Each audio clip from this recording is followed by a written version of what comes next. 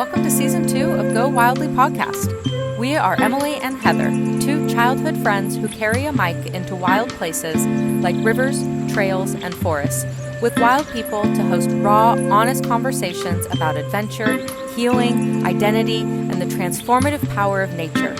In this season, we're centering the voices of people who call Southern Oregon home. Outdoor enthusiasts and outdoor professionals whose lives have been shaped, changed, or are continually influenced by time outside. Come along as together we go wildly. Hey, you wildly wonder. Thank you so very much for listening to the podcast. It means the world to us. Okay, I have a little mission. Pause the podcast right here. Make sure that you're subscribed to this guy, okay? It's going to be a fun time over here. And if you so wish, we would love a 5-star review or whatever your heart's inclined to do. Also, leaving us a review truly helps the algorithm, and we appreciate you doing that. Thank you so very much. Also, little tidbit, over on Instagram, we're having so much fun over there. Lots of behind-the-scene footage, some POVs, just some fun, unhinged content. If you love the pod, that's where we go wildly, for sure. So don't forget to follow us over there.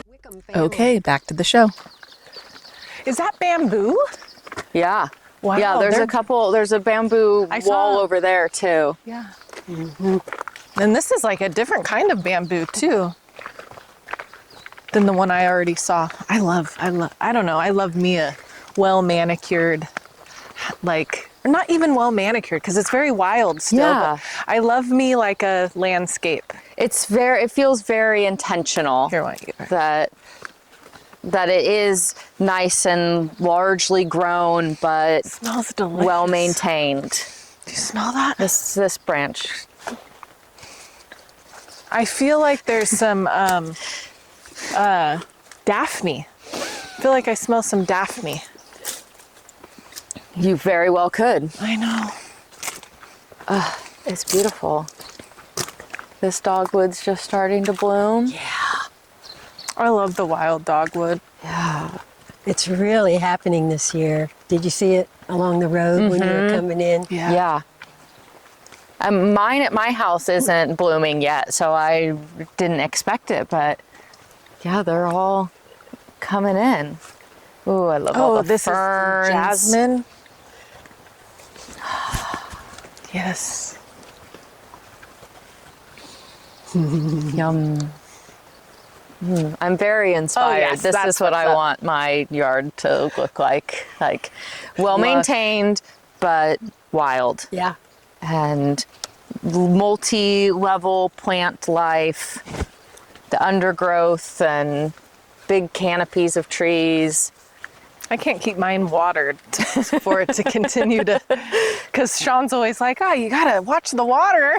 I'm like, yeah, I know, but Yeah. they require a lot of water. Yeah, plants need water to grow. We're also on cities, Even so just, this rhododendron is I know. large. Yes. Wow. Yes. Mine are barely budding. And I think I probably get a lot more sun than these do, but I get rhododendrons like shade, huh? Yeah, they do. Yeah. Wow. We hold this a moment. Yeah. Sweet house view. This is so pretty. How often do you come out here? Oh, probably 3 or 4 times a year. Nice. Beverly had a big birthday party for her 70th, a 3-day affair, Fun. and people came from all over. It was really fun. That's great. What a great place to host and live. Yeah, there were so many people, she rented another house down by Galee's store, so we would all have a place to sleep. Smart. It was really fun. Yeah. But people could camp out here Yep. if it wasn't smoky or too hot or... Yeah. Wow. This is gorgeous. That Well, tree. I'll read my little intro for Julie here, Yay. and we'll meander around. So today on Go Wildly, we're very excited to be joined by Julie Norman. Julie grew up in Texas and earned a master's degree in computer science and educational psychology from the University of Texas. And then at 24, walked away from her job as a systems programmer at IBM, moved to the West Coast, and spent the next 8 seasons guiding whitewater on wild rivers in California, Oregon, and Idaho. Then the forests got her attention. So great that we are by a river and in a forest right now. At 35, she spent the next 15 years as president of Headwaters, a Rogue Valley nonprofit taking on the overcutting of old-growth forests on public lands across southwest Oregon. In 1993, she was chosen to speak at President Clinton's Forest Conference, which contributed to court victories that reduced logging on westside public forests by 80%. Oregon Wild named her Conservationist of the Year, and the Wilderness Society called her an environmental hero. These days, Julie is retired, which for her means supporting Rogue Valley nonprofits, playing the ukulele, and defending democracy. We're excited to talk with Julie about the wild rivers that shaped her, the forests she fought for, and what it looks like to spend a life showing up for the people and places that matter. And there really is no better place to have that conversation besides, because this spot that we're in, the Sundance neighborhood along the river, is where Julie arrived on day 1 of coming to Oregon, and she calls it her ground zero. I've known Julie literally since the day I was born.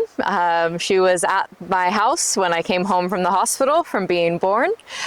She's been in my life my entire life and has been a big inspiration for me in the way that I live my life and the work that I do now. And it's Julie and the community of river people that I'm connected to that have inspired the purpose of this podcast in capturing your life stories and having a document of the amazing people that have paved the way for river recreation, for outdoor stewardship, and not just how you do all those particular things, but just how you live your life and how you've maintained well-being through all of that hard work. And I'm very honored to have you in my life and on the podcast. Thank you, Emily. I pride myself that I was there that moment. I remember waking up and your mother and your father were walking out the door headed to the hospital. And I had just been having lunch with Teal the day before at the law conference. Mm-hmm. So I was really close to you even 24 hours before you were born.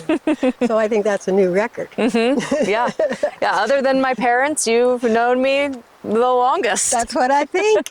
I'm pretty proud of it. Yep, me too. And you've been there for really all of my major life events.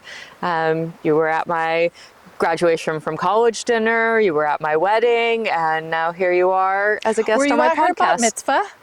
No. Oh, I'm sorry. Not sure. I don't know why. I was going to say maybe I crossed because I was there. Yeah, you were there. Yeah. Right. Cool. Well, as you might have gathered, Emily's parents were river guides for the same company that I was working for. And so that was how this bond began. Mm-hmm. Yes. And still is probably my mom's best friend, has done the most adventuring with Julie in these later years of life, and has been. My mom would not acknowledge how cool I think it is. She would say, oh, no, it's not that cool. But these two, Julie and my mother, would go on multi-day, week road trips and go camping along waterways and go paddle and camp and just spend weeks in the wilderness together off-grid. I'd never know where my mom was, couldn't call her, phone wouldn't answer, and just go be wild women on the water. Oh, that sounds like in their where 60s I want to and be. 70s. Yes. Yeah, Emily's mother designed her van so that it would hold her raft frame. And then now I have a little trailer, so she pulls that trailer with my raft gear. So we're pretty self-sufficient. Pretty set. Mm-hmm. Yes. Oh, I'm calling that in. Yeah. To have a friend, right? To have a friend that you've been friends with for 50 years, that you are still in touch with, that you still want to go boating with and spend one-on-one time with and be alone together in the wilderness with is just so cool. I know, to have that bond. I loved it when she bought that van. Yeah, it's better just, you hop in and go. Yeah. Yeah. And not have to sleep on the ground necessarily. Well, actually, I do sleep in the tent. Yeah. When we're going. Yeah. More comfortable. Yeah. My private bedroom. Well, tell us, Julie, where you began and who you are and how you got here today. Well, I was raised in Texas, and my dear parents, Ruth and Joe Norman, were super parents as far as supporting me through all of my life. You know, that was such a gift. My father died back in '94, but my mother made it to 96 years and lived with me at the end of her life in my house there in Ashland. So that was really great, having such a long relationship with my mother like you do. Yeah.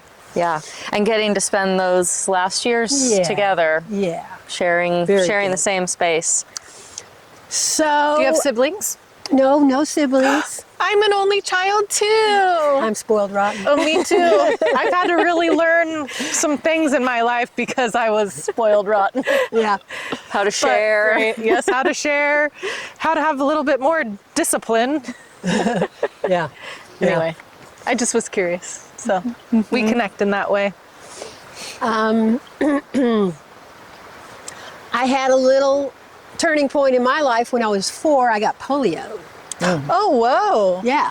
So That's just a little turning point. Yeah. I never could run, but I did have to relearn how to walk. For a while I was bedridden. But I did learn how to walk again, and everything was pretty doable. But boating was especially doable because you don't have to be standing up. Yeah. You can sit down. Yeah. So I think that was one of the things that really brought me into the boating. At age 11, my dear mother started sending me off to a summer camp every year. I met my first river there, the Blanco, and met my first canoe, and it was love at first sight. So that is another early gift to get into boating at age 11. Yeah. Yeah. And let's see. And then at the same time, I was really getting active in the Girl Scouts. I started as a brownie, and I just loved As it. all good, powerful, strong women do. Yeah, I think it was a wonderful way to start. And what I do remember is my Girl Scout leaders were fabulous, and they took us camping. That's what we did. And we sang all the time. I've been reflecting on what we did, and we sang so much of the time, which was totally fun. And some of my Girl Scout leaders had Boy Scout leader husbands. Cool. So as a pair, they could take us into the wilderness. And in McAllen, Texas, where I spent high school, our Girl Scout troop had a chuck wagon that you just hitch onto the back of the pickup. So we went camping constantly. That's With fun. the Boy Scouts also, or just No, with the Boy Scout just- troop leader? With him, Okay. the husband. Yeah. But it was very handy having him along. I remember going to these places out in the middle of nowhere in the desert where shark's teeth mounds were from the days when it was submerged, and just loving being out in the open, no trails, just wandering around. By yourself? No, just with the girls. Okay. Yeah. So that outdoor stuff started early, and it always was really, really important. So Were your parents outdoorsy also, or they sent you to do outdoors mostly things? they just sent me off. My dad did play tennis with me. He was a tennis player. I wasn't very good, but he just kind of was patient with me and would hit it right where I could get at it. So that good was dad. fun. And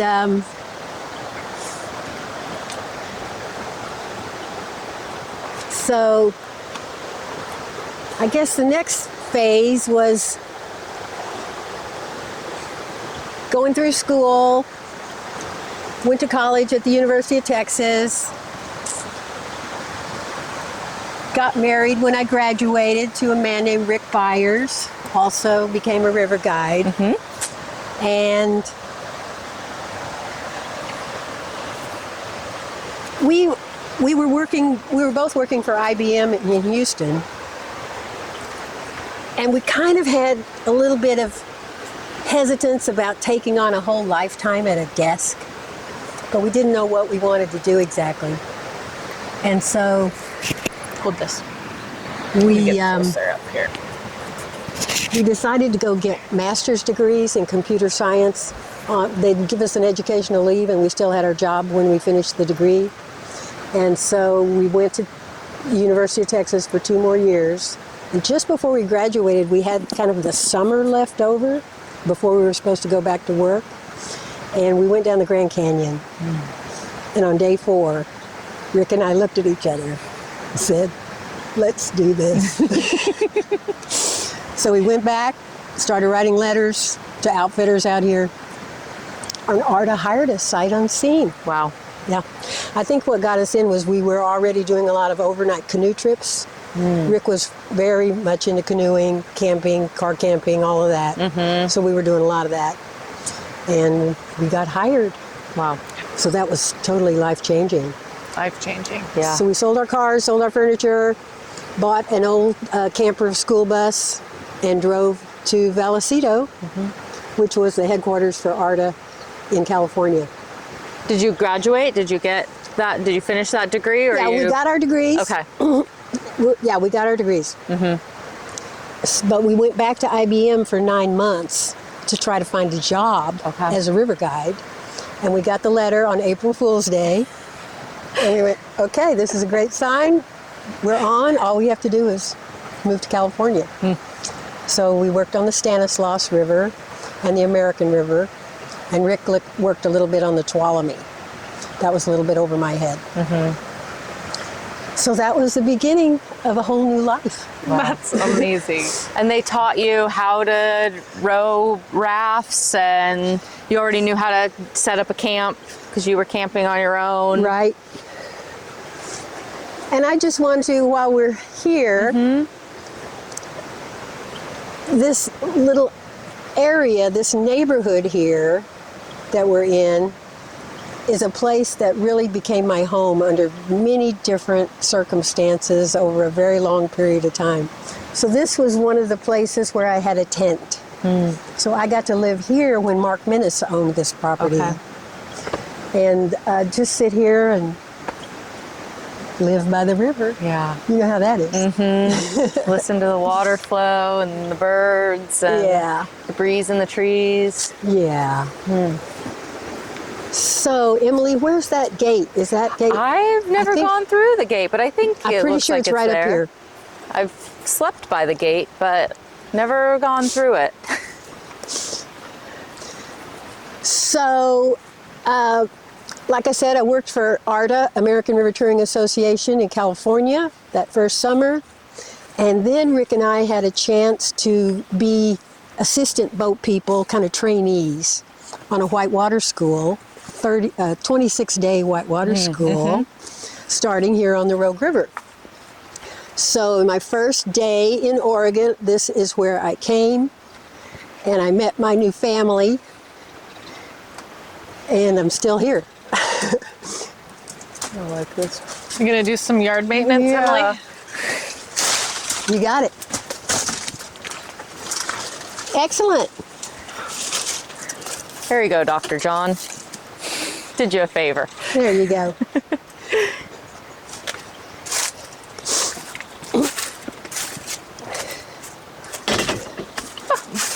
What Lovely. is this? This is the Sundance property. This is where you stay? Yeah. I sleep up there in the parking lot usually. Oh, I've never been here before. Okay, well, welcome to Sundance.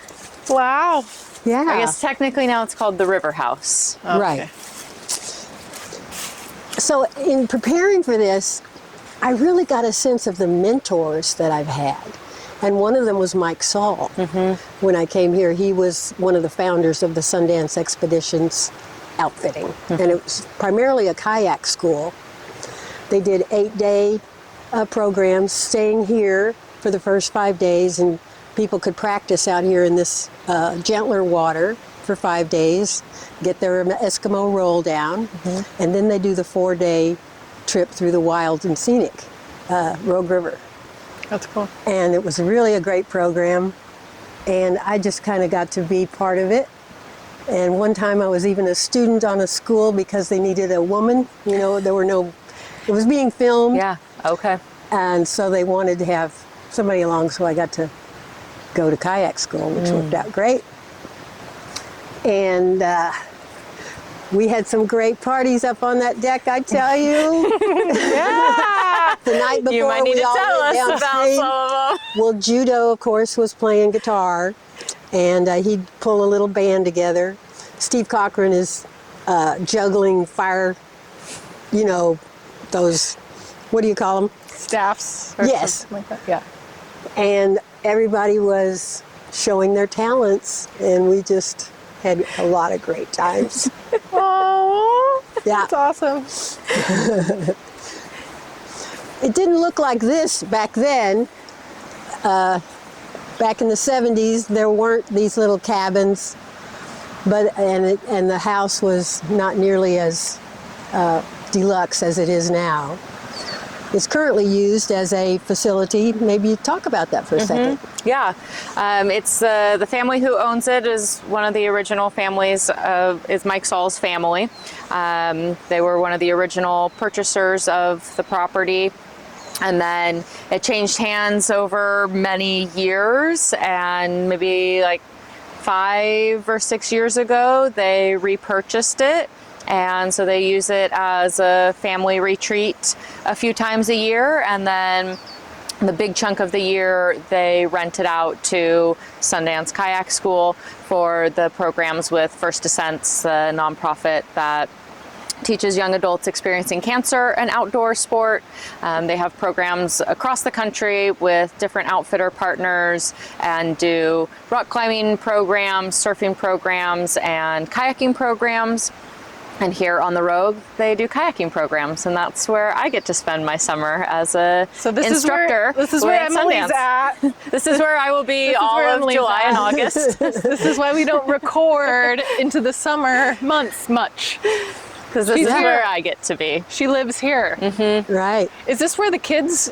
Well, they're camp will adults. be? They're young adults. Oh, the youth camp? Yeah. No, I think they'll base out of Indian Mary or Alameda. Okay. Yeah. Cool. Just curious, because I'm still considering putting Cruz in that. Yeah. Yeah. He'd have a blast. Well, He'd we'll have talk, a blast. We'll talk another time. Yeah. If you're there. I won't be instructing on the youth camp, but other wonderful instructors will be. I'm an instructor in quotations. I row a raft, and Well, maybe we should get this out soon so you can promote the kids' kayaking school. Yeah, it's a 4-day youth camp, late June, for kids ages 10 to 16, and they'll learn how to kayak, and they'll learn about hydrology and river ecology and themselves and make new friends. Is it an and overnight? It's an overnight camp, so they learn how to camp, and they eat camping food. And I did it when I was a kid. I did it when I was 10 years old, and I've had a life on the river. Yeah, highly recommend. Love that. These are beautiful yurts. These are new.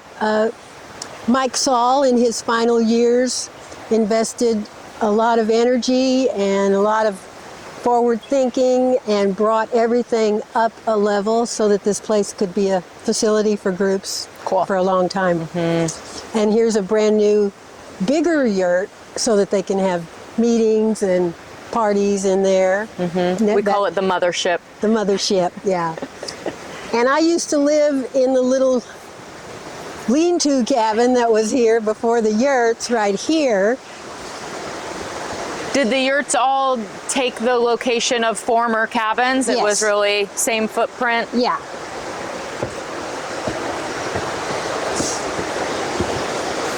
Oh, nice butt shot. And when it Sorry, was guys.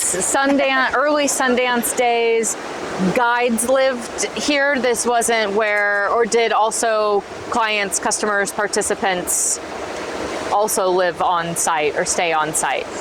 Well, generally the house was empty in the winter. And so I used to rent it in the winter for various situations. Beverly and I lived here 2 winters together. And then later on, Bobcat and I lived here for a year before we moved to Bobcat? Williams. Who's Bobcat? A guy named Bobcat, Robert Brothers. He is a person that I met from Earth First Okay. when I was transitioning out of river guiding and into Hi! How's it going? into forest protection. I'll get to that in a minute. Anyway, what I remember about living here was not being able to sleep because the rapids were so loud. It is pretty loud. We were talking about that with Will this morning about what it's like to sleep outside, and I said, well, if I'm too close to the moving water, I can't sleep because it's too loud, but if I'm too far away, then I hear too much other noise and I need more moving water. So you have to be at just the right spot. Yeah. Does the microphone do okay in these? It's a little rough, but As long as we keep talking, then it'll drown out any of that background noise. Yes. If we're quiet, then it'll pick it all up.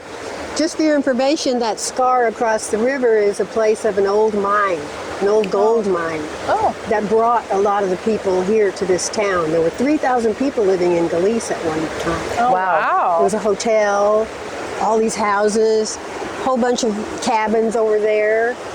And then up above is the place where the tunnel goes into the mountain, and had a little track, and they had a big stamp mill here where they would crush the gold. There was a floating ferry across the river right here, so they could get back and forth certain parts of the year. And then later it became a Superfund site, and they cleaned it up, so there's not a lot of leakage going into the river anymore. Good. Good. What era was that? What years was it? I think gold that mine would be site. mid 1800s. Okay. Or maybe a little 1860s, something like that. I think the gold rush started around here 1840, Okay. something like that. From 3,000 people to now like 300 people? Oh, I If bet that, 30 30. people? I just saw that there's a mine up the way for sale, I guess, right now. The one that when you're driving, driving the back way to like Mariel. That's the back way to Mariel. Right. It's for sale, but I've done some sleuthing. Not sleuthing, but like I've like checked it out. Oh, yeah? Yeah, For the yeah. viable It stinks claim? in there. Oh. No, but it's for sale, and I saw it pop up, and I was like, that's odd to me. I don't Yeah. know why, but I was like, I recognize that place. I wonder how much industry there is in micro mines. It was weird. Yeah. I don't know. Anyway, I know there's now some threats from strip mining. Some Canadian companies would like to come into the Illinois Valley and the upper Smith River near Gasky. yeah, they've really commercialized that with the media, with all the shows that are like about mining. Yeah. You know, made so it it made it a thing. Enticing. Yeah, to do this. Yeah. Well, the terrain around here has a lot of heavy metals, and those have become very valuable. Yeah. Yeah. Yeah. As our technological world grows, Right. need all These are those beautiful heavy steps. metals to support that development. Was this the stairwell Oh, no. back in the day? No, there were just these steep steps coming up here. This was part of the Mike Saul upgrade. Much more navigable. Yeah.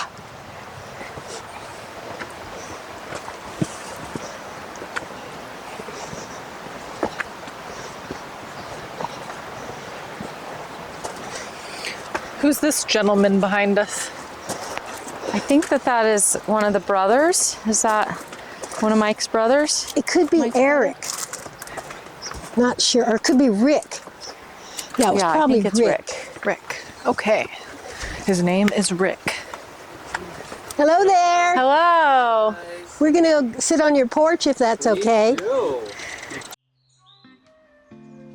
Howdy, friends. Quick little pause on the adventure. First of all, we just want to say thank you. Truly. The fact that you're out there listening to this weird little outdoor podcast we started means more to us than you probably realize. We're just two little feral childhood besties that had an idea, grabbed some microphones, and decided to record conversations in the wild. And somehow, you showed up for it. Thank you. So if this podcast has ever made you laugh, taught you something, or kept you company on a drive, a hike, or a day at the river, we have one small favor to ask you. Give the show a follow, tap the stars, and leave a review if you can. And also, here's a little fun exercise. Think of the first person who popped in your head while listening to this episode. Because let's be honest, everyone on podcasts reminds somebody of somebody, or somebody you know that'll enjoy this podcast. Send this episode to them. That's honestly the best way this little wildly podcast grows. All right, thanks for being here with us. Now let's go wildly together. Why don't you Thank set you. these up however you like them? Perfect. It's beautiful. Hold on a minute. Let me just get a little. Do we want to give ourselves the view or the viewers the view? We should probably sit right here. Yeah. Like this is what you're thinking? Yeah. That sounds very good. Yeah. Well, I was gonna. Yeah, let's move this. Is it heavy? Cool. So Then you tell us where you want chairs adjusted. Just closer together. I'm gonna pull this back. This is when we're here for First Ascents Weeks. We have a big dining table here that like 15 plus people sit at, and then we have this set as a little side table, and I run it as the mindful, quiet eating table because I can't really eat in big groups. So I sit at the quiet table. That's no more Emily's than 4 tism. people can sit with me while I eat. That would be Emily's little tism. Yeah. We'll have you in the middle. Okay. Oh yeah. Let's get all adjusted, y'all. Make sure you like us.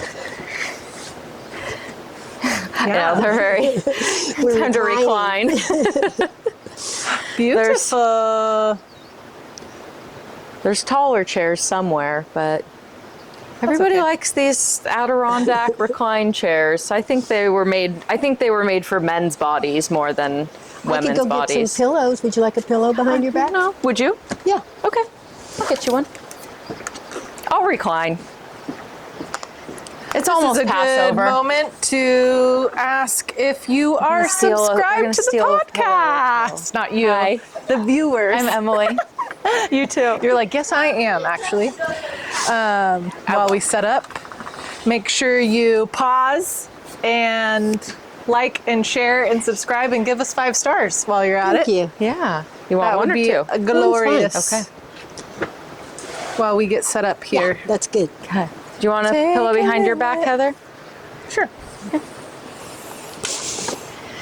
I'll kick back. So gorgeous. I know. Isn't it? Isn't it a great location? And Yeah, I feel like I really want to okay.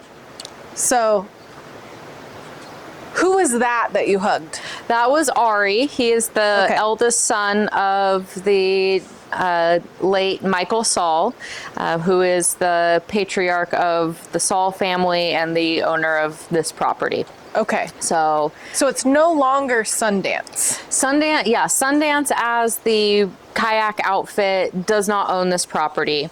The family of one of the original creators of the Sundance company is.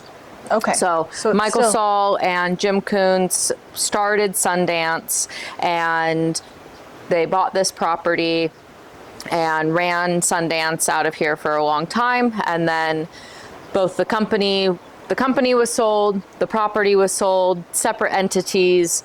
both changed hands many times over many years. But it's come back to. And now sense. the family Michael Saul's family has repurchased the property and repartnered with Sundance to continue supporting kayak education here. I love that. Thank you for clarifying that Yeah. connection. So does he live here on the No, property? he lives in San Diego. He just Okay. happens to be here this weekend, his doing fam. some with his daughter, and Cool. his uncle Rick lives in Ashland, and they just happen to be here this weekend, doing Cool. some stuff and good alignment.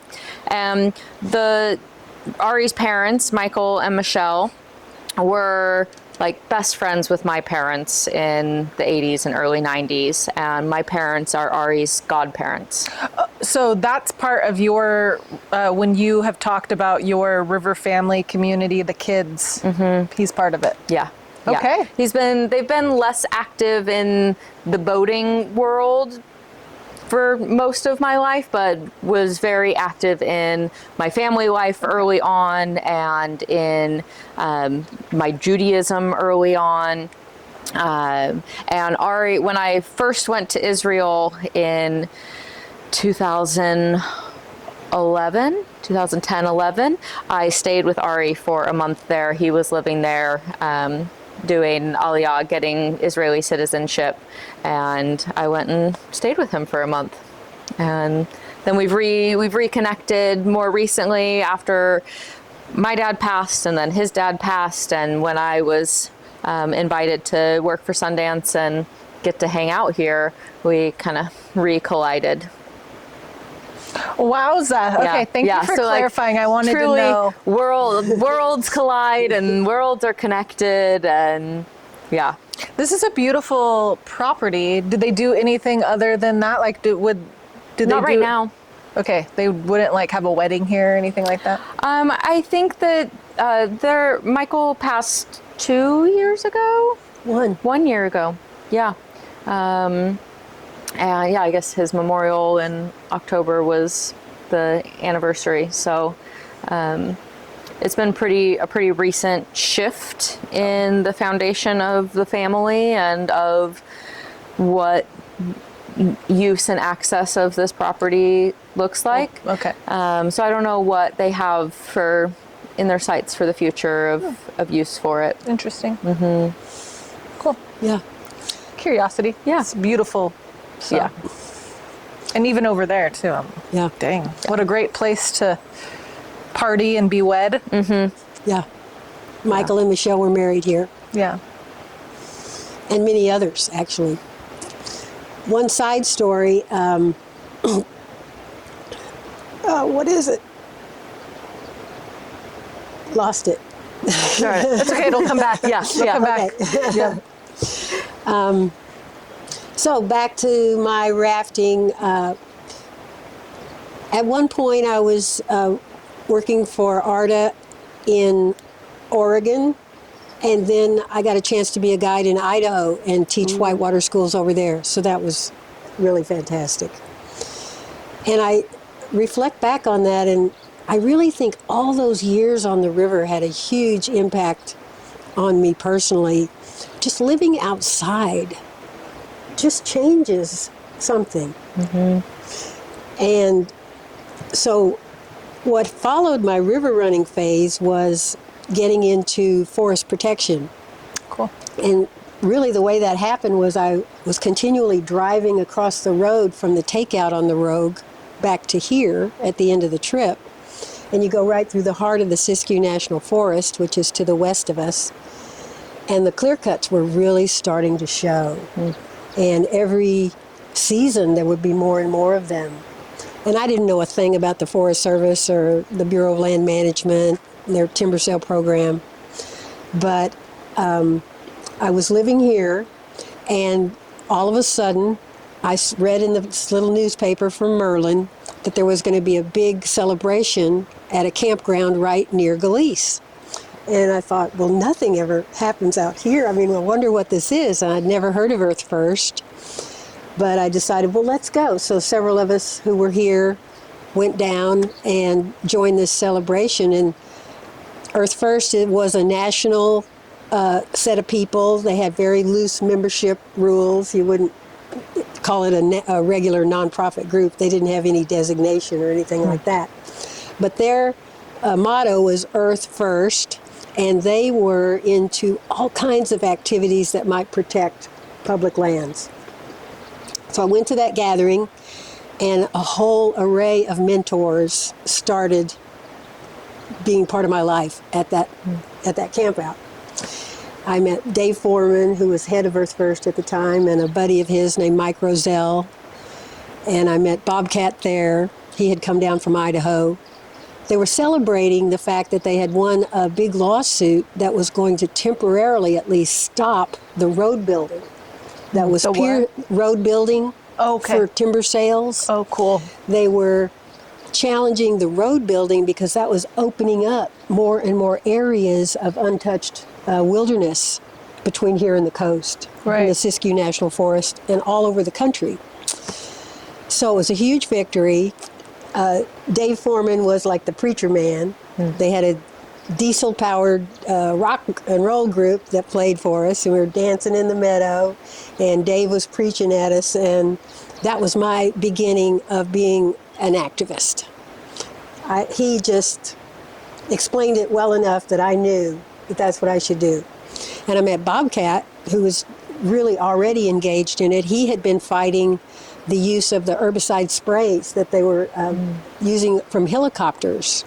They would spray the clear cuts after the logging to beat back the return of the vegetation so that they could plant them with the little new round of conifer trees for another round of logging 80 years later. So I was on the board of directors of Northwest Coalition for Alternatives to Pesticides, and a beautiful woman there, Norma Greer, taught me all kinds of things about the law, and they were suing the Forest Service at that time. So I was beginning to hang out with attorneys. There was an amazing set of attorneys, including your dad, that graduated from the Environmental Law Clinic up at the University of Oregon. And they had a conference every March, and they would have activists of all stripes, not just forest and river protection, but any kind of environmental issue. The lawyers and the activists would convene for a weekend, and it was just an incredible education for citizens like me to learn about the laws and know what was really a violation of the laws. So I started examining timber sales. Bobcat and I drove around all the time on the logging roads. We had the maps that we got from the Forest Service, so we knew where the sales had been, and we started tracking the reforestation failures. Oh, so much failure. Yeah, right. Because the soils around here aren't nearly as rich as up north. And so they were clear cutting at high elevations, and they were having to plant some units 5 times in a row because the trees just weren't taking. Wow. Lots of resources there. So we made a campaign out of that down here. And since I had this computer science background, I also did a lot of diving into the way that they used to compute the cut levels. Each national forest had a quota of the amount of timber that they needed to produce every year, and that number was ginned out of a computer program. And, Early AI. and the issue was, if you don't feed in realistic data about how fast the trees are going to come back, you're not going to get a good estimate of how fast you can cut them down. So that was my main project, was trying to understand the computer model that they were using to compute the annual cuts. And the annual cut levels were then got the stamp of approval from Congress. So that involved, for the first time, political pressure put on those Congress people to jack the cuts up as high as they could justify. And so it was really a rigged game for quite a while. But by the time the late 80s rolled around, they had really escalated the cutting levels all over the whole West and other places too. But this was the gold mine of forests here in the Pacific Northwest. So it was a good strategy to begin to challenged the fact that they were overcutting. And at that time in the 80s, 90% of the old growth had already been logged. We were talking about just the last 10%. Wow. So it was time to bring that cut level down. And that was one of the things that I got involved in because I was familiar with printouts, these big fat printouts. And I found a really nice guy at the Siskiyou National Forest, who shall remain unnamed, who taught me all about that program. And I just spent hours with him, and he explained the whole thing to me. I also went up to the OSU and took a course that the Forest Service computer guys were taking to learn that program, and I became friends with the professor, and he also helped me understand all of this to a greater level. Wow. We never did take it to court because it was just too complicated. And at that time, the judges really weren't, they were giving all of their discretion to the Forest Service at the time, because Oregon was built in this century on logging. And so there was a lot of political power that we had to face. But eventually, we did prevail. And if you might remember that in 1994, President Clinton came to town right after he was elected, and he held a big conference up in Portland. And I got to speak at that conference and argue for a great reduction in the cut levels. And at the end of that conference, President Clinton looked around at all the Forest Service leaders in the room and said, okay, you've got 2 months. Please come up with a new plan for how much you're going to log, how you're going to save blocks of old growth forests that are still intact. And that became a document called the Northwest Forest Plan, which is still in effect. It's been challenged by different people over the last 25 years, people of power, different presidents, and it's sad to say that it's under attack very seriously right now. President Trump has endorsed a huge increase in logging again, even in the old growth forests.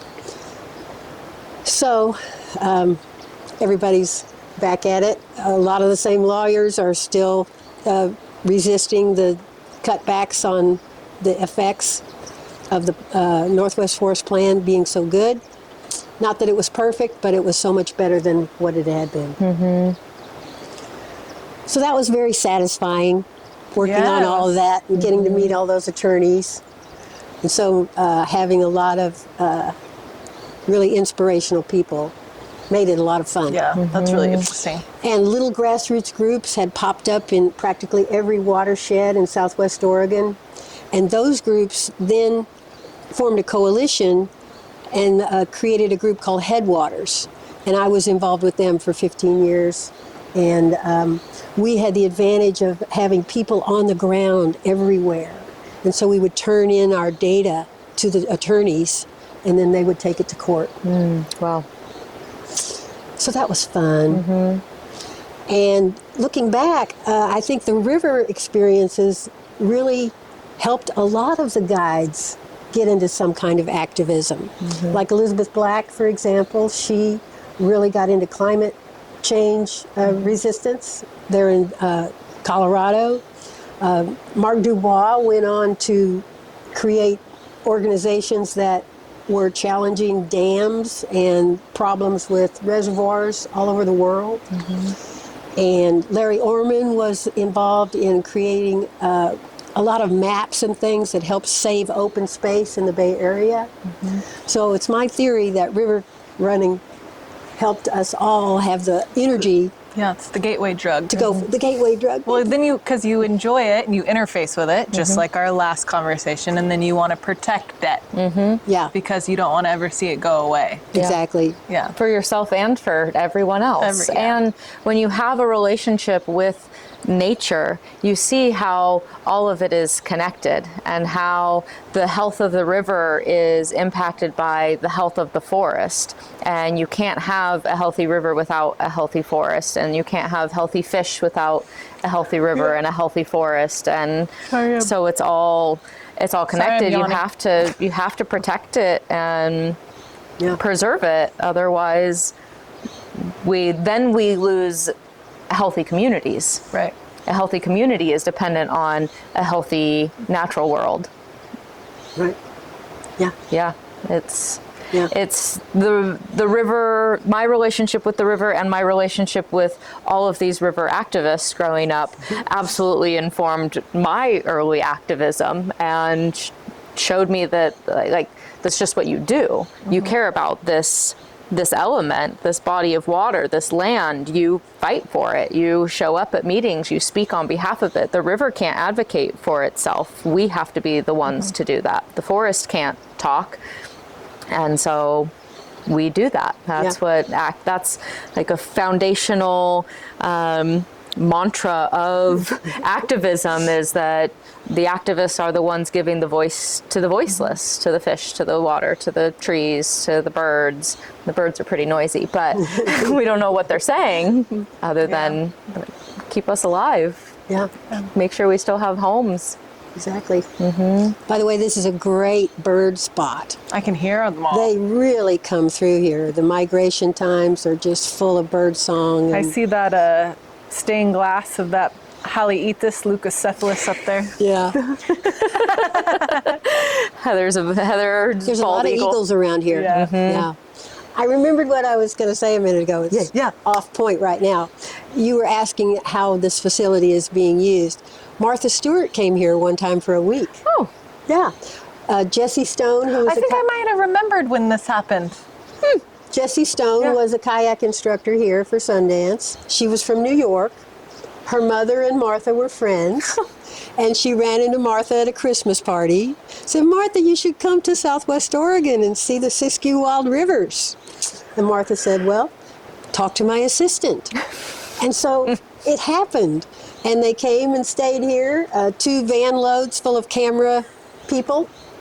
And I helped introduce Martha to a whole bunch of different people who she interviewed about the forests, the geology, the flowers, the fish. She paddled, first time ever in a kayak, all the way from Alameda Park to Graves Creek. Wow. Without going over. Wow. Yes. That's impressive. She is impressive. She is impressive. Yeah. Was this while she had her show going? Yes. Yeah, cool. But So we could find. I we have could- it. Yeah, I have it on. That'd be cool. I want to see it. It's really good.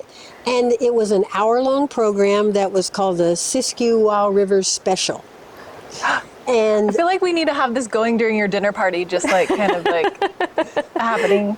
I'll bring over my projector. yeah, it was really great. And what was so great about it is they played it over and over. It was kind of like a fill-in thing they could use if she didn't have one of her cooking lessons, you know, ginned up. She could just show that. Wow. So we had the best advertising we ever could have asked for to be in her Damn, that was probably millions of dollars worth of. millions. And she was here.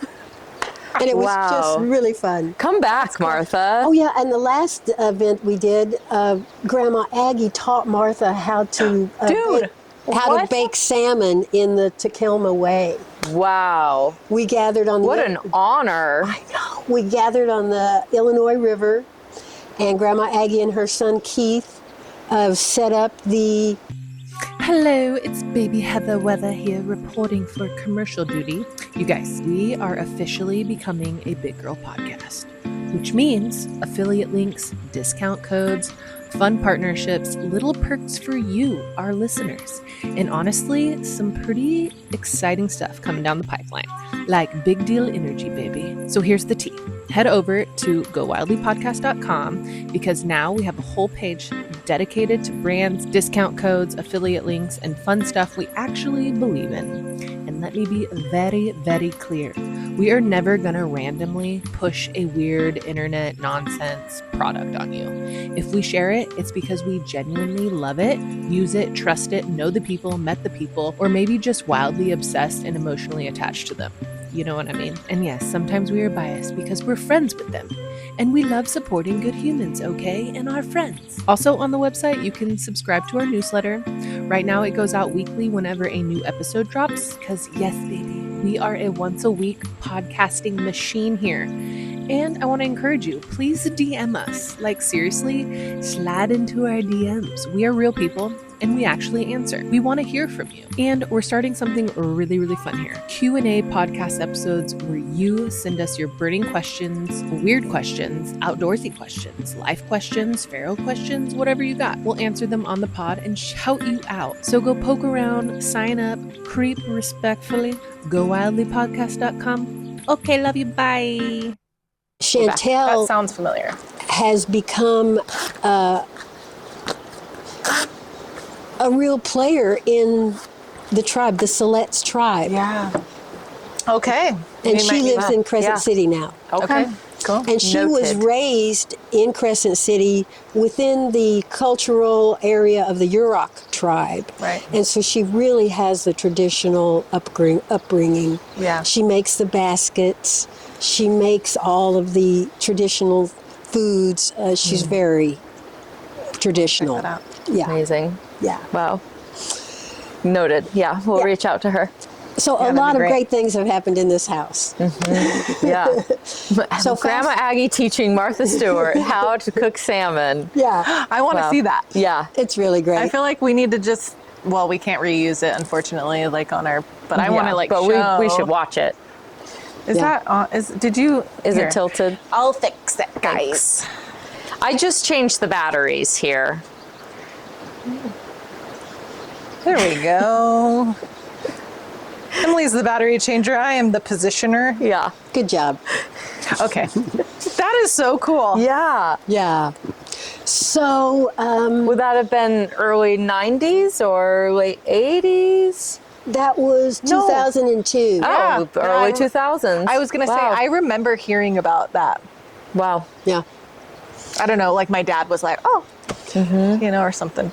Or Well- maybe watched it too. Like my dad's a big, yeah. I met Grandma Aggie. She is a Takelma elder whose family was in the Hugo area in Jump Off Joe Creek.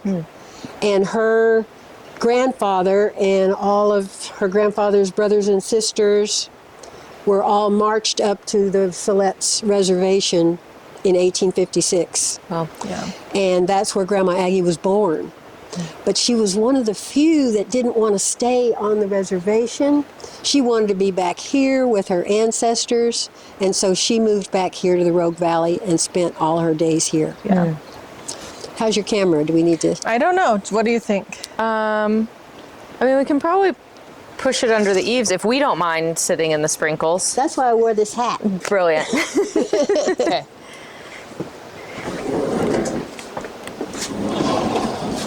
There we go. That's all we needed to do. Good thinking.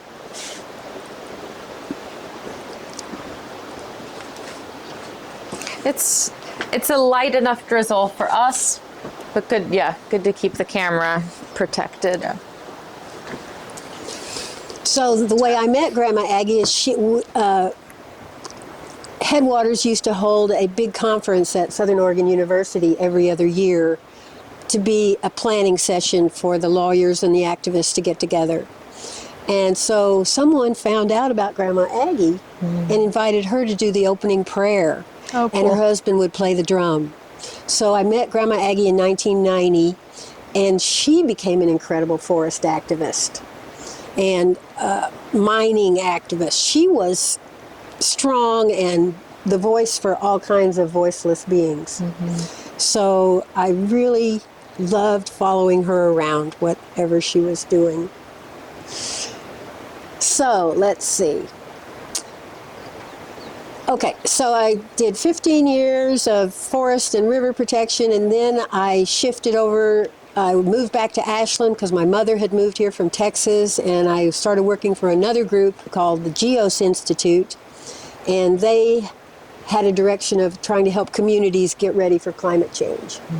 So I backed out of the public eye and just did educational documents and trying to support the outreach for the climate change stuff. Just gonna put my hat on so my glasses stay dry. So that was kind of a time when I shifted out of the intense activism role and started resting a little bit. I moved to the Illinois Valley for 3 years and just did fundraising for Siskiyou Regional Education Project over there. Is that the Siskiyou Institute now? No, but the Siskiyou Field Institute was spawned by the Siskiyou Regional Education Project. Okay, cool. Because there was a sentiment that we needed to have an organization that wasn't so litigation oriented, something that would be friendlier. So we thought that a field trip program would be something that would really engage people. So 3 of the board members of Siskiyou Project formed the Siskiyou Field Institute, and eventually they split off and got their own 501c3. I still need to do my dad has taken all of those classes and really he's like, oh, my naturalist certificate. Cool. You know, and really became all into mushrooms for a while. My dad's hyperfixates on things, which is great because I do that too. He's really taught me how to hyperfixate well. but yeah, he's talked very highly of them and what they got going on. Yeah. So they have a couple events. I've been wanting to try to get out there and just meet and blah, blah, blah, but they have a brand new executive director that I'm really happy about, and the staff is really strong right now. And they still do all their classes? They don't have quite as many as they used to. Oh my gosh, just the booklet. I know. I would just be like, oh, Dad, let's do this one. Yeah. Yeah. Not so much. They're also, they are now an official outdoor school site. Oh, cool. So the school kids that are in the elementary schools, 5th and 6th graders, come in groups for overnight stay at Siskiyou Field Institute. So that's really great that they're doing that. So I ran into meditation about that time. First, I studied mindfulness meditation. You might have heard of a Zen monk named Thich Nhat Hanh. I got to sit with him a couple times. Wow. They had some retreats that were just for environmental activists, and he was very much an activist himself. So that was really lucky to get to meet him. Yeah. But I just didn't have the discipline to meditate on my own after I got home. I did some more retreats. I still didn't quite get it. I didn't quite understand what I was supposed to be doing when I was sitting there.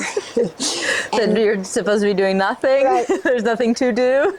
But then my housemate went off to a retreat in the Vipassana tradition, which is a little bit different than the Zen tradition, but they're both based on the teachings of the Buddha. And I finally understood the instructions because they simplified it way down. It's basically just observing the sensations of your body.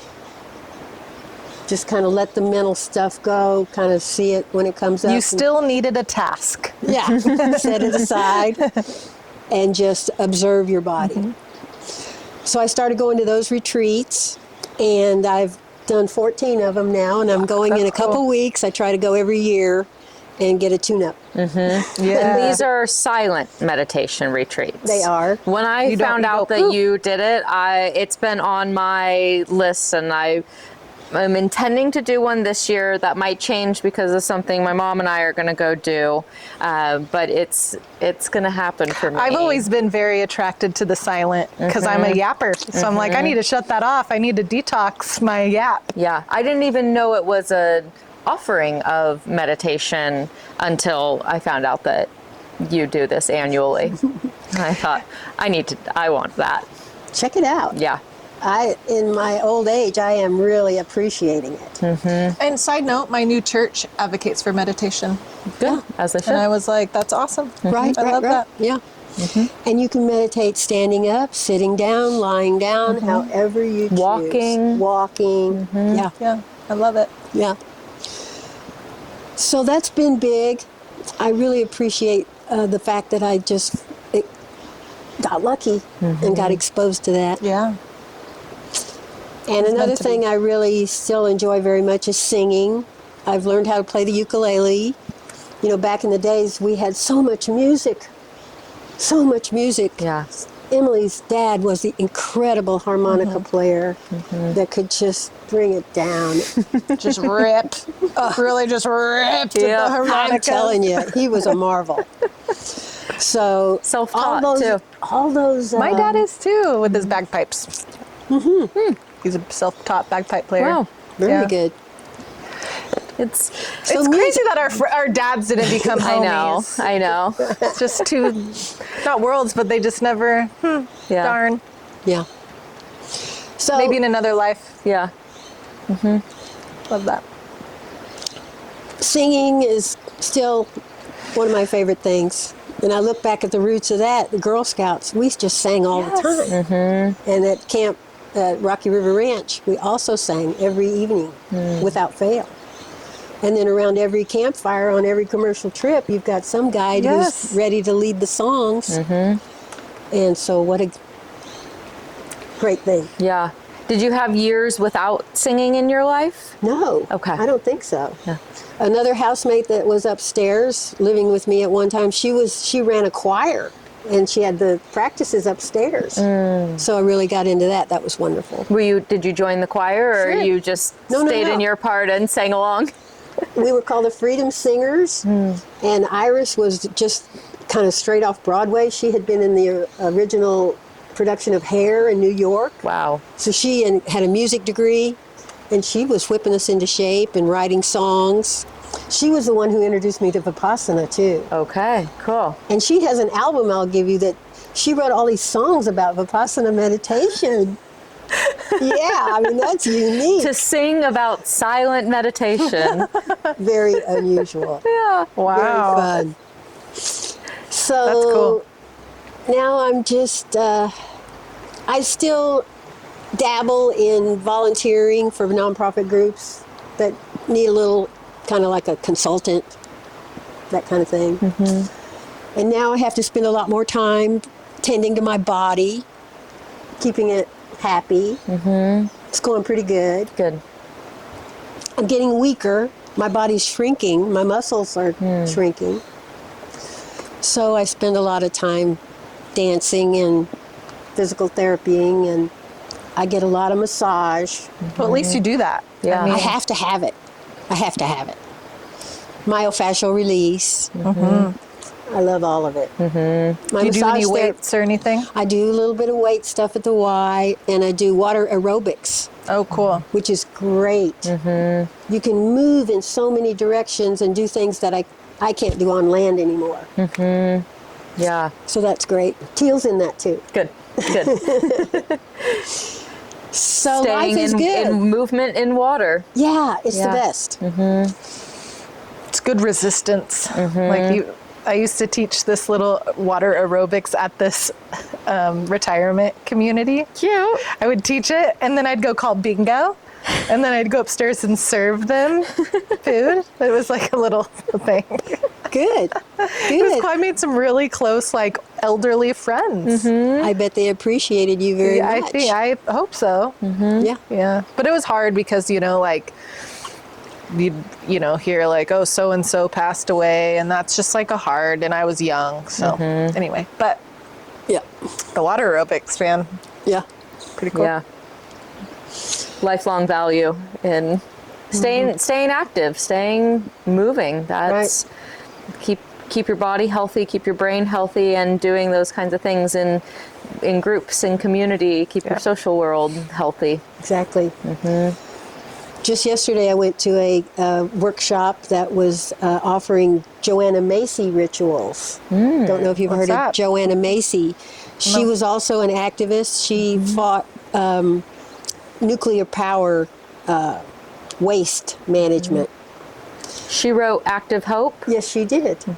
So she's written a whole bunch of books about how to keep your energy clean and going when you're facing the trials and the sorrows of the world, so that you don't let that get you down. You face the reality, but you don't let it get you down. So she wrote up all these different group exercises. We had 30 people yesterday, and 2 little rituals that we did together lasted about an hour, and you pair up and you work as a pair. And I've been reading all of Joanna's books lately because she passed away last summer.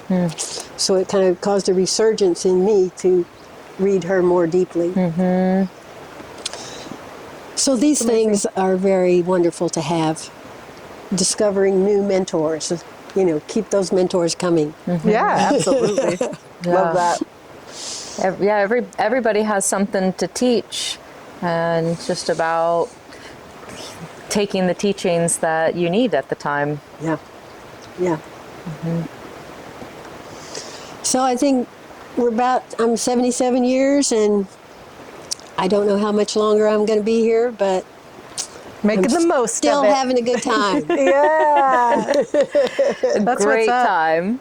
Yeah. That's what's up. I'm really curious, when you became a river guide early on in commercial rafting years, and it was and still is a very male-dominated environment.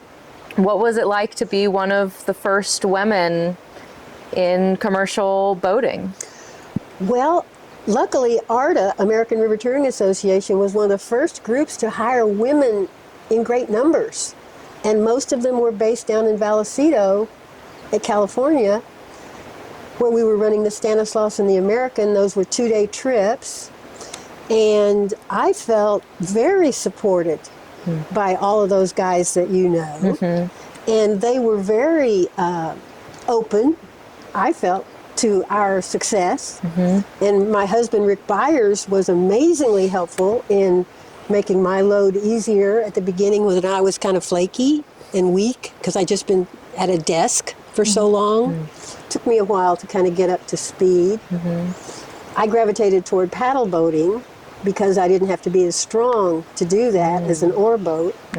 And that made me a lot of friends because a lot of men didn't like the paddle boating. Too social. Yeah. So that worked out good. I don't know, I didn't feel discriminated against. Good. Yeah. That's great. And then there was an event that occurred with ARTA that sent you here to Oregon. Can you talk about that a little bit? The Grand Canyon or the strike? The strike. Yes. Oh, yeah. I remember hearing about this strike when we were hanging out with Bill. Well, I was working with Emily's mother, Teal, and Gab as well. We were Oregon guides at the time, and it was a low water year, and it was a lot harder to get past through some of the rapids, especially Blossom Bar, at the low water levels that we were having.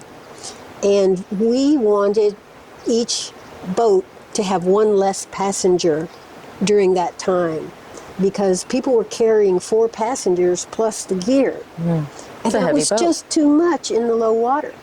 So we tried to get them to agree to let us take another boat or not have quite so many passengers just so there could be one less person in the boat. And they said no. And so we, impetuous youth as we were, we decided to go on strike, and they fired us all. And then one day, shortly after being fired, there was a whitewater school happening that I was going to be running. It was going to be an ARTA trip, but we had just all been fired. And Mike Saul, the hero from Sundance, decides that Sundance could take that trip and make it happen for these people who were already on their way to the airport. They were flying in from all over the country. They didn't know about us getting fired and that their trip was canceled. There wasn't email or cell phones or really any way to notify them. So Mike Saul teams up with the recently fired manager of the Oregon ARTA group. We all go to the airport and we meet the people. And Michael explains that their trip has been canceled and that they're going to get a refund. And then Michael Saul steps up and said, well, but we've got guides. In fact, they're the same guides that you would have had. And we've got the equipment. Would you like to just come with us? So everybody raised their hand. And they all got in the Sundance Come on, vans. let's go. And the whole thing was a real rescue for all those people who were ready for a 2-week whitewater school. Yes, my goodness. So Michael Saul was really a fabulous. So how did that work with so that was ARTA's planned whitewater school, so they had already paid ARTA and stuff? Oh wow, how did that go down? They just went ahead and took it over? Because everybody was dispersed from Oregon for that strike? Yes. So ARDA agreed, and they were told, Okay. you'll get your money back. We will refund your money. And then Mike Saul stood up and said, but would you like to come with us, and we won't charge you until after you've gotten your refund back. yeah, So he made it financially easy for everybody. cool. Rather than ARDA just pay Sundance, they sent the money back to the customers, and then the customers And so paid is that when you Sundance. went to Sundance? Yes, That's your big shift. that was the big jump. cool. And they said it was okay to run 3 passengers and a guide? I don't know. Okay. I don't know about 'Cause you were that on because I was on a different Okay. kind of trip. The Okay. whitewater schools were different than Okay, the cool. regular. Okay. Well, interesting. Oh, juicy tea. We got the juicy tea from the 1980s. That was in 78. 78. Bringing the tea back around, baby. Yeah, because we sat down with Bill Cross a couple weeks ago, and he shared how he got into running rivers. Was he went on a rafting trip and met my dad, and my dad was one of the guides on the trip he went on, and my dad said, you should do a whitewater school, and he went to go do a whitewater school, but my dad had just been fired from ARDA, and so he never got on the water with my dad again. Because it couldn't have been that school, because I guess my dad would have been there. So it was maybe the next school. And so they never crossed paths on the river again, but that started Bill's then 50 some odd year career in water. Right. So he mentioned the ARDA strike then, and I didn't remember all the details. So it's perfect to wrap it up here with you. Yeah. Yay. And that was my first experience of being in court. So that paid off a little Oh. bit later too. You know, all these threads just kind life. of weave together. So you went, because of that strike, you went to court. Yes, we tried to get the firings nullified, Oh. but we lost. Oh. Were you a union? Were the guides a union? Yes. Okay. Is it legal for them to fire people who go on Apparently strike? so. That's what the judge said. Wow. I thought that it was a right of unions to Well, you go don't on always strike, win. and yeah, I guess so. That was the lesson learned there. We were framed as being, not framed, we were perceived as being out of line. Making demands that we didn't deserve That to doesn't have. feel very demanding for safety and your comfortability. Yeah. Yeah. Well, whatever. You lose some it was before the you win 70s. some. Yes, yeah. Yeah. I'm wondering if that would stand up today. If probably not. Yeah, no, now there's so much more safety regulations and Yeah. adherence in commercial boating that Yeah. safety is the Number number one. one thing that is paid attention to and addressed before anything else. It's if there's any flag raised around safety, things stop and change, and there's Yeah. So yeah, you lose some before you win some. Yeah, that carved the path, I'm sure, for regulations today. Big time. Safety rules today. Yeah, not only did they not want guides to go on strike and rise up against their rules and regulations and then have to fire them and get a whole new crew, but they realized, like, yeah, we probably should run safer trips. Yeah. Wow. What a life you've lived, Julie. Yeah. It's been really fantastic. You know, I don't remember the sad and the difficult times hardly at all. I have good. no memory of being bedridden for 6 months with polio. That's good. Nothing. Wow. Because it's overshadowed by all the good, or because it was so traumatic you blocked it out? I can't explain it. I suppose I was so traumatized, I just went off into another space. Well, Yeah. that's good then. Yeah, I think it's good. Maybe it'll come up in some meditation at some time. Leave it in the past. Yeah. You've built and Yeah, lived probably a if- beautiful, active in so many ways life in spite of that polio couldn't hold you down. It was a light case. Yeah. Wow. Cool. Yeah. Thank you so much for all of the work and life that you've lived and done, and for agreeing to come on here and share it with us and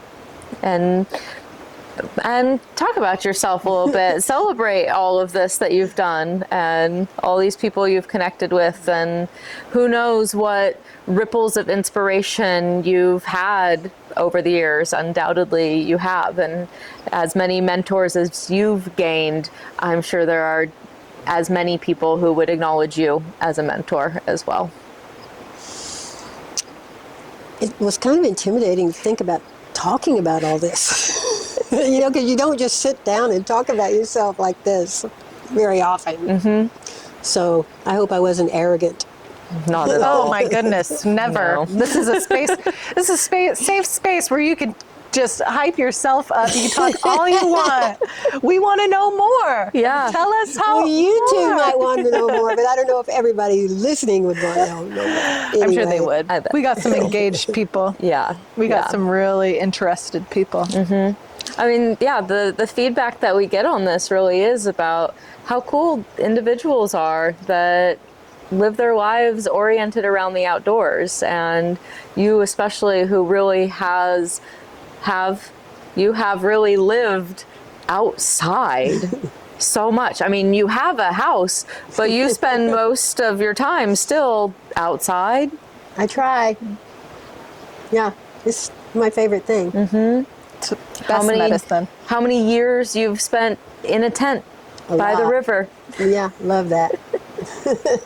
Especially the new tents that are so easy to put up. That's my favorite piece of gear, by the way. Your tent? Is your tent? Yeah. What is it? It's just a little 3-person tent, but you don't have to thread the poles through those loops anymore. You know, you just got those little... Yeah, the little clips. Oh, yes, yes. What brand is it? I don't know. Okay. Well, it doesn't matter. Yeah. Doesn't matter. But that's awesome. Yeah, you've probably I'm seen a also lot of looking for a progression new of tent. So. You've probably seen a lot of progression of tent making over the years. Rick and I made a tent at one point early in our rafting career. Wow. In the winter, they had a company that had kits for making tents and other outdoor gear. And we foolishly launched into that, and we finished it over the winter. Took that long, but we got it. My dad has made all of his tents too. Wow. He has a teepee he's made from lodgepole from our family property in Hugo. And then a wall tent that I don't know if he bought it, but he did something, a kit of some sort to make it happen too. Yeah. He's very, like that. He's very skilled. He's very skilled. And Yeah. focused. And focused. He wants to be. Hyperfixation. He'll tell you that. But Yeah. Well, that was a great lead into our wrap-up questions, was telling us what your favorite piece of gear is. What about a piece of advice for your younger self? For my younger self, meaning if I were to be doing it again, Yeah. Or if you'd had a chance to say, "Hey, young Julie, here's a thing to keep in mind as you move through your life." well, I have to say it's meditation. Find meditation sooner. It would have been nice to be practicing longer. But I think my practice is getting stronger as I get older. I love that. Do you do meditation beyond the retreats then? Yes. Your daily. I can't say it's daily. Okay. I would be lying if I said that. We don't want you to lie. but it's often. Yeah. Good. How long do you usually meditate for? It depends. Sometimes I meditate in the middle of the night when I wake up and can't go back to sleep. I lie down, I stay lied down, and just focus on my breathing, maybe for 10 minutes or something like that. And then 30 minutes is a good amount of time, or 1 minute is an okay amount of time. Just to check in. Just to check in for even a moment. Yeah. I try to do that throughout my day. So you don't need to be too rigid about how long Yeah, you're there's sitting. no rules. Exactly. Love that. I know people always think there's this like crazy barrier to entry to certain things like that. Like, oh, well, if I'm not doing it for 30 minutes, then I'm not doing it. It's like, no, you can do it for whatever your definition looks like and how it fits in, you can do it. Exactly. It's about intention. It's, yeah, more intention than it is actually the length and style and stuff The like posture and Yeah. it doesn't have to be perfect or precise. It just has to be intentional. that. Yeah. And what about a piece of advice for somebody wanting to live like you? Start camping. The gateway drug. Yeah. Yeah. Start floating. Get yourself a little boat of some kind. So many kinds of boats now. Flat water boats. Everything. Paddle boards. Paddleboards, surfing. I think paddleboard is a great entry level. You know, someone can grab a paddleboard and go to a lake and just Exactly. check it out. Yeah. Fill it out. Float. Float. Those little hard shell kayaks they have now in all sizes and shapes for flat water or Yeah. just gentle current. Yeah, Cruz loves his. I have one for my 10-year-old. Yeah. Start with a wide one and you're set. Over in John's basement is a kayak that I got from Judo, his black dancer. Wow. If you ever find someone who needs a boat, let me know. Okay. Because it's sad. It's over there. It's trapped. It wants to go out. I can feel it. Is it a like 12, 13 foot long? I don't think it's 13. Okay. But it's a long boat. Yeah. Yeah. The dancer. Remember those? Yeah. I think my dad had a purple one. Yes. Yeah. I think that was my first kayak experience was in his. Yeah. Very good. And when your body expires and your soul leaves this plane of existence, how do you want to be remembered? As a singer and a camper. Oh, Excellent. we can do that. Yeah. We got to And do a camping trip then. Okay. yeah. And if somebody wanted to hang out with you, talk to you, learn more about you, and you want to be found, where could you be found? I have a little small website, julieknorman.com. JulieKNorman.com. They can email you on there and read about you. Do you do a blog on it or just? It's pretty just static. Yeah. Well, just for contact. Yeah. Yeah. Contacting you. Landing page. And the other website I maintain is one all about Grandma Aggie, Oh, really? agnesbakerpilgrim.org. Oh, Her history, a whole bunch of photos of her, videos of her. Yeah, Wow. that's the good awesome. one. Yeah. yeah. And That's you the juicy maintain one. that one. I do. Okay. Wow. You're more connected than I thought with Grandma Aggie because I was just like, we need to find like a Grandma Aggie descendant to chat with. Yeah, I think Yeah, my check out the former- website. Okay, I think my former partner was like friends with her daughter, Sam. Is like they're connected in some facet. Yeah. Because I met her at one like powwow of some sort. My child's dad is Native, and like a practicing Native too. You know, like he's pretty tries to really take Cruz, at least my son, to the powwows and meet the people and the drum circle and stuff like that. And Yeah. he still does some traditional hunting and stuff too. Great. So, but oh, Yeah. The connections, the more that we do this work, Yes. the more we say, We oh, love it'd be that. really cool to have such and such or so then and it- so. and then they fall down Yeah, here. the next person we talk to has a connection to that person, that world. I think it's because this world is so large but so small too. And birds of a feather. Oh, totally. Like I I don't remember where exactly I was, who said it recently, but somebody was talking about they went somewhere pretty random and met somebody that they had a mutual connection with. And the person said something like, oh, wow, small world. And they said, world's really not that small, just people with common interests find each other. Yeah. And I think That's that's true, too. definitely the case. That's also like coincidental theory. I used to call it like Murphy's Law, but that's not actually Murphy's Law at all. That's something separate. Yeah. But it That's is like what that. could go wrong will go Because- wrong. Yes. But yes. this is what could go right does go right. But what is right, or the thing, it happens again, like in a sequence. Because when I just recently left a little waitressing job, and I noticed that somebody would come in and order the steak, and it would be a steak night, but where maybe there wasn't, that wasn't the norm, if that makes sense. Or like a random drink, like an old fashioned, right? Old fashions are on the menu, but that night it would be like an old fashioned night, and I just get multiple old fashions, and it just like came in sequence to one another. And it's like coincidental theory of like,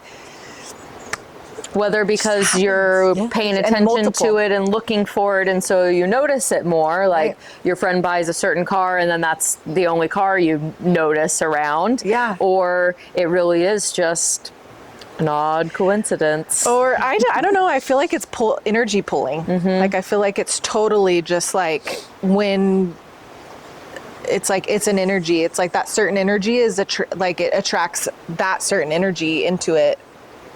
And it connects, even a old fashioned, even ordering the the steak dinner.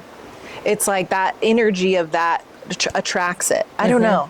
That's my theory. Yeah, it's a phenomenon. I should write a paper about it. Write a peer-reviewed paper on it. Should study it. I'm sure there's been studies. I should look it up. Anyway, probably. thank you so much. There's a lot going on. I love chatting. And there is a lot going on in here. Yeah, and out here. In and out. Yeah. Anyway. Well, thank you, so Julie. much. Is there anything else that you want to, any other wisdom you want to impart on us and the people? Do you want to make sure today? we covered anything? You want to double check? I think you covered it. Yeah, you did great. Yeah. You did fantastic. Not everybody has a good sequence of lead up. So you did well. Yeah. I've been studying for days. Oh, well, good.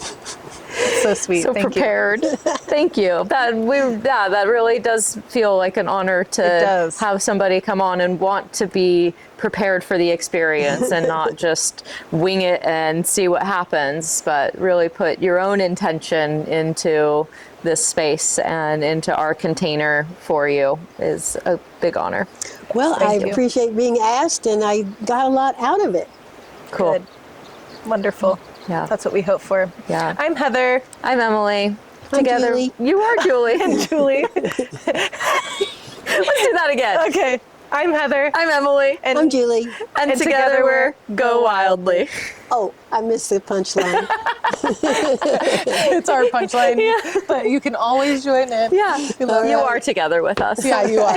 And you are going wildly. That's why you're on our pod. Mm-hmm. Yay. Well, hi. Thanks. Like, subscribe, share with a friend. Maybe share it with your grandma. That would really enjoy, the aura that Julie's giving off. I do have one last suggestion. Yay, let's do it. Shimmy. Ooh. Like, Yeah. Yeah. Oh, wait, hold on. And Okay. if you're too embarrassed, get in the pool up to your neck and shimmy in the pool. Ooh. So good for tatas you. around. So good for for you. lymphatic drainage, for Everything. flexibility, for I was thinking about ordering one Energy. of those lymphatic Yeah. drainage plates, the massage. vibration plates? Vibration plate. Because I'm doing a juice cleanse right now. I'm day one of my juice cleanse. And I was like, ooh, maybe I should add in a vibration plate. I've been having them on my mind because just like, let's detox Yeah. this body. Yeah. Shaking is so good for your nervous system. Every other animal, after any kind of heightened reaction, they shake. I know. But I think it'd be somewhere in good our for lineage, Cruz. yes, I would keep telling you, he needs to move. He's got a lot of energy to get out. Yeah, but he somewhere in our modernization of humanity and our bodies, we thought it was more important to just be still, which we should be still sometimes. But we need to release emotions and reactions somatically through That's why body I've been movement. wanting to have a freaking morning rave and an ecstatic dance party. We need 'Cause I more just wanna, dancing. like, We need more dance. shimmying. We need more shaking. Yeah. Yeah, Just it's more good for us. More whimsy, Yes. Yes. More fun, more joy, more laughter, more everything. Yeah. more silliness. More silly, more Yeah. dilly dallying. Yeah, that was. We almost called this podcast the Dilly Dally Podcast because we need more Dilly dilly dally. dallying. Yeah. Okay, dilly dalliers. Have a great day. Goodbye. That's a wrap on this episode of Go Wildly. From the bottom of our backpacks, thank you for listening. We know you enjoyed the show, so tap follow, tell a friend or two, and leave a quick review if you can. It makes a real difference. Your support allows Go Wildly to reach new listeners and bring more outdoor stories to the mic. Until next time, go wildly and go outside.